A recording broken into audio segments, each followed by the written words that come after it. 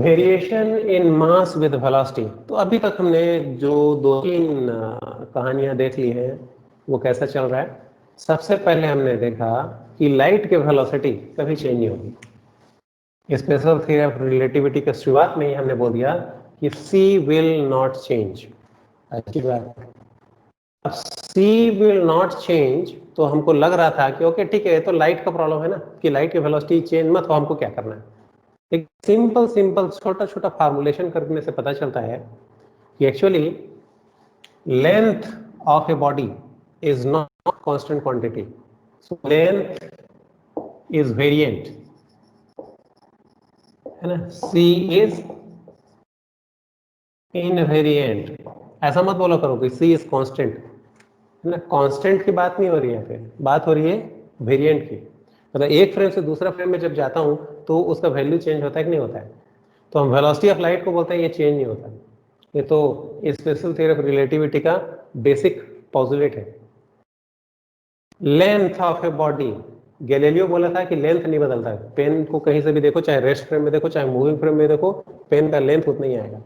लेकिन Laurent transformation करने के बाद पता चला नो, लेंथ चेंज होता है।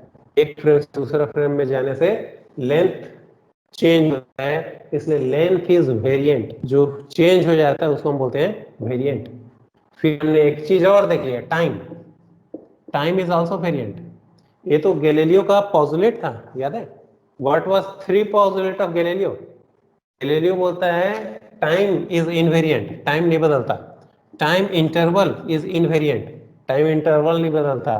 और लेंथ इज इनवेरिएंट। ये थ्री पॉजुलेट्स ऑफ गैलीलियो था। जब आपने गैलीलियो ट्रांसफॉर्मेशन किया था उसके बाद ये तीन पॉजुलेट आप लिखे थे और इस चीज को प्रूफ करके भी देखे थे कि एल और एल आपस में सेम आता था, है ना। करके देखे थे ना गैलीलियन ट्रांसफॉर्मेशन में। बाद में लॉरेंट बोलता है नहीं नहीं नहीं, एक काम करो, ये ले लो, ये सब को छोड़ो, ये तीन पॉजुलेट को छोड़ो, आप ये ले लो कि velocity of light is invariant. जैसे इसको पकड़े पता चलता है लेंथ बदलने लग गया, टाइम बदलने लग गया, सब कुछ बदलने लग गया। तो जैसे तैसे अभी तक धीरे धीरे धीरे करके चीजों को आप डाइजेस्ट करना शुरू किए हो और यहाँ तक पहुंचे कि चलो लेंथ बदलता है, बोले नो प्रॉब्लम, बदलता है। क्यों बदलता है? बोलोगे किसी भी पार्टिकल का coordinate x y z t ऐसा आपस में नापते हैं, है ना। तो एक्स वाई जेड टी, अब वेलोसिटी ऑफ लाइट का इनसे क्या रिलेशन है? तो ये वेलोसिटी है, velocity is equal to distance upon time. तो इसमें ये डिस्टेंस आ जाएगा, एक्स वाई जेड आपका डिस्टेंस को रिप्रेजेंट करेगा और टी टाइम को रिप्रेजेंट करेगा। इसलिए अगर लाइट की वेलोसिटी अगर नहीं बदलती है तो ये दोनों का होना चलो जस्टिफाइड है कि चलो लेंथ बदलेगा, टाइम बदलेगा, इसको तो जैसे तैसे करके आप पचा पिलोगे। अब नेक्स्ट क्या हो रहा है? Variation in mass with velocity. अब यहाँ पे कोई पार्टिकल है जिसका मास m है, इसका एक्स वाई जेड टी से क्या लेना देना? आप अपने घर के किस कोने पे बैठे हो, उस आपके घर में मैं एक ओरिजिन डिसाइड करूंगा और उसके बाद मैं आपका पोजीशन निकाल सकता हूं, टाइम निकाल सकता हूं। इसका आपके मास या वेट से क्या लेना देना है? बोलते कोई लेना देना नहीं, ये तो इंडिपेंडेंट क्वांटिटी। तो जब मास का इस एक्स वाई जेड टी से कोई लेना देना नहीं है तो लाइट की वेलोसिटी कांस्टेंट हो जाने से मास में चेंजेस क्यों आएगा? तो ये तो बहुत ही दूर का कौड़ी है ना भाई, मीन्स ये तो बियॉन्ड इमेजिनेशन है। तो बोलेंगे मास का तो इनसे कोई लेना देना है ही नहीं। जब इनसे कोई लेना देना है ही नहीं तो फिर वो लाइट का वेलोसिटी चेंज हो या ना हो क्या फर्क पड़ता है? तो सबसे पहले आइंस्टीन ने इस चीज को प्रूफ करके दिखाया कि मास आपका इंडिपेंडेंट क्वांटिटी नहीं है, वो इस पर भी डिपेंड करता है। ठीक है, वेलोसिटी ऑफ लाइट का कांस्टेंट होने से मास में भी चेंजेस आएगा। तो कभी कभी एग्जाम में बड़ा क्वेश्चन ना पूछ के 2 नंबर 3 नंबर के लिए एक छोटा क्वेश्चन पूछ देंगे कि just you discuss why mass of an object should change with velocity. एक ऑब्जेक्ट चल रहा है और रुका हुआ है, दोनों ही केस में इसका मास अलग अलग दिखेगा। क्यों दिखेगा? आप प्रूफ करके बताओ।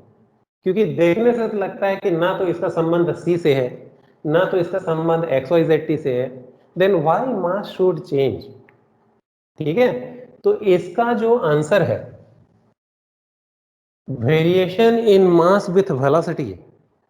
व्हाई? ये जो बड़ा क्वेश्चन है, इसका आंसर भी एक हिसाब से देखो तो आपके न्यूटन के जो कॉन्सेप्ट है वहीं से निकल के आ जाएगा। आप बोलोगे न्यूटन, न्यूटन तो गैलीलियो वाला कॉन्सेप्ट लेके चलता है एंड देयरफॉर वहां तो कुछ चेंजेस नहीं आना चाहिए। बट न्यूटन कम से कम इतना समझदार तो था, उसको कहीं ना कोई कुछ हिंट रहा होगा या बाई चांस आपको हो गया होगा, वॉट एवर। बट उसने अपने फार्मूलाज को एक बहुत सिस्टमेटिक वे से लिखा है और वो फार्मूलाज जो है वो सही है। हमारा प्रेडिक्शन गलत हो सकता है, ठीक है। हमने पढ़ा है न्यूटन सेकंड लॉ पढ़ा है, Newton second law of motion पढ़ा है। Newton second law of motion है क्या? किसी को आइडिया है? कोई स्टेट करेगा यहाँ पे? According to Newton second law of motion, Newton second law of motion क्या है? F is directly proportional to dp by dt टी। चलो अब एग्जैक्ट हम स्टेटमेंट के हिसाब से करते हैं। F is directly proportional to dp by dt टी, ये न्यूटन सेकंड लॉ है। अच्छी बात। तो एक काम कर देते हैं, तो एफ डी टी को इधर ले आओ, क्या बन जाएगा? F D T is directly proportional to DP, या इसको उल्टा करके लिखो तो DP is directly proportional to F D T. बोले क्या, उसी को लिखा है, जस्ट जो न्यूटन ने कहा था उसको वैसे ही लिखा है। F is equal to m a लिखने के बजाय मैं उसको ऐसे लिखा है। मतलब किसी ऑब्जेक्ट का मोमेंटम कितना बढ़ेगा, it is directly proportional to two things. First, force applied and second, time interval. जैसे कम फोर्स लगाया ज्यादा फोर्स लगाया, मोमेंटम किस में ज्यादा चेंज होगा? तो बोलते हैं ज्यादा फोर्स वाले में होगा। तब GP is directly proportional to force, है ना। ये पेन को चलाने के लिए थोड़ा फोर्स लगाया तो वेलोसिटी में कम चेंजेस आएगा, ज्यादा फोर्स लगाया तो वेलोसिटी में ज्यादा चेंजेस आएगा। So DP is directly proportional to F, तो बोलते हैं यस इट इज करेक्ट।